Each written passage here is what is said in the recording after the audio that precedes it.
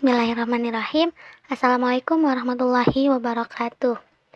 Kami dari kelompok 1B akan menjelaskan pembelajaran konferatif Jigsaw dengan anggota kelompok 3 orang, yaitu yang pertama Hasni Kurotulaini NPM 2020015000770. Yang kedua Helmi Winarti NPM 2020015000740.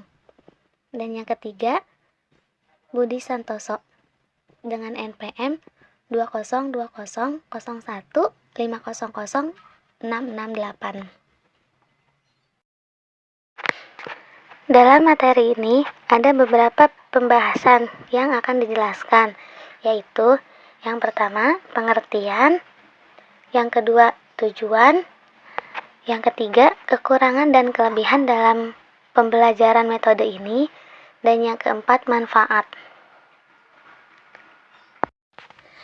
Baik, yang pertama pengertian pembelajaran Jigsaw. Pembelajaran Jigsaw adalah tipe pembelajaran konferatif yang dikembangkan oleh Elliot Aronson.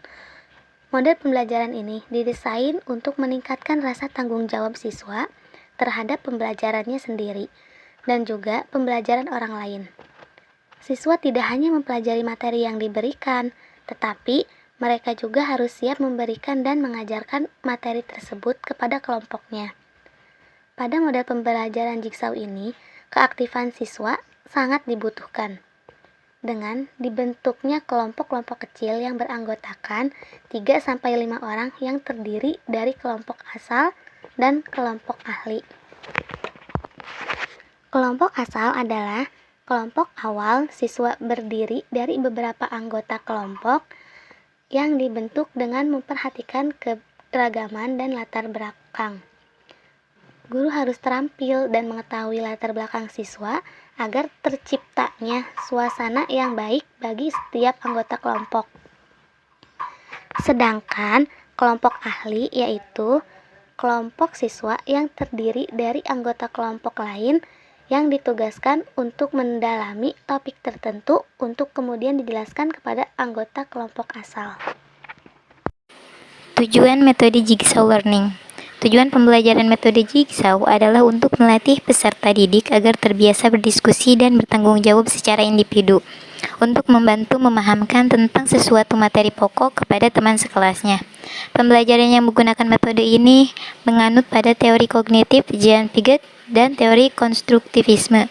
Teori konstruktivisme didefinisikan sebagai pembelajaran yang bersifat generatif, yaitu tindakan mencipta sesuatu makna dari apa yang dipelajari. Konstruktivisme sebenarnya bukan merupakan gagasan yang baru.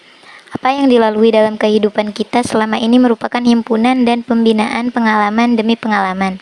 Pembinaan pengetahuan seperti ini menyebabkan seseorang mempunyai pengetahuan dan menjadi lebih dinamis. Baik, untuk selanjutnya yaitu manfaat metode Jigsaw Learning.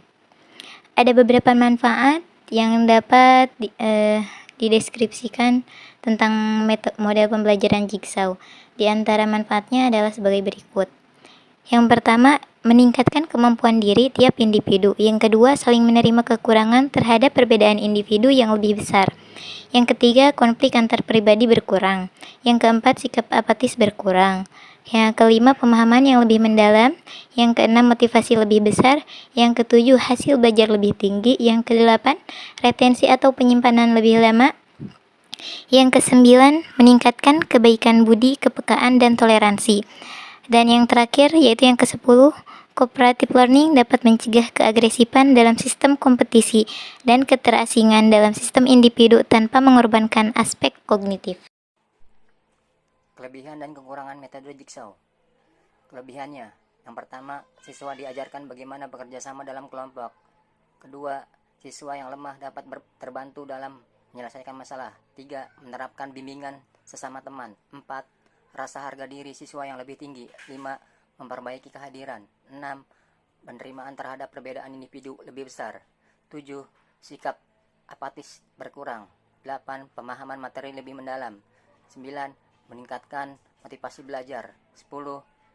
Dalam proses belajar mengajar, siswa saling ketergantungan positif. 11. Setiap anggota siswa berhak menjadi ahli dalam kelompok. 12. Dapat memberikan kesempatan kepada siswa untuk bekerja sama dengan kelompok lain. 13. Setiap siswa saling mengisi satu sama lain. Kekurangannya, yang pertama, 1. Keadaan kondisi kelas yang ramai sehingga membuat siswa bingung, dan pembelajaran kooperatif tipe Jigsaw merupakan pembelajaran baru. Kedua, jika guru tidak meningkatkan agar siswa selalu menggunakan keterampilan kooperatif dalam kelompok masing-masing, maka dikhawatirkan kelompok akan macet. 3. Siswa lemah dimungkinkan menggantungkan kepada siswa yang pandai. 4. Jika jumlah anggota kurang akan menimbulkan masalah. Misal, jika anggota yang hanya membonceng dalam menyelesaikan tugas-tugas dan pasif dalam diskusi. 5. Membutuhkan waktu yang lebih lama, apalagi bila ada penataan ruang belum terkondisi dengan baik, sehingga perlu waktu merubah posisi yang dapat juga menimbulkan gaduh, serta butuh waktu dan persiapan yang matang sebelum model pembelajaran ini berjalan dengan baik. Mungkin dicukupkan sekian mengenai pembahasan metode pembelajaran Jigsaw ini. Mohon maaf atas segala kekurangan dari kelompok kami. Dicukupkan sekian. Wallahul muwaffiq ila aqwamit thoriq. Wassalamualaikum warahmatullahi taala wabarakatuh.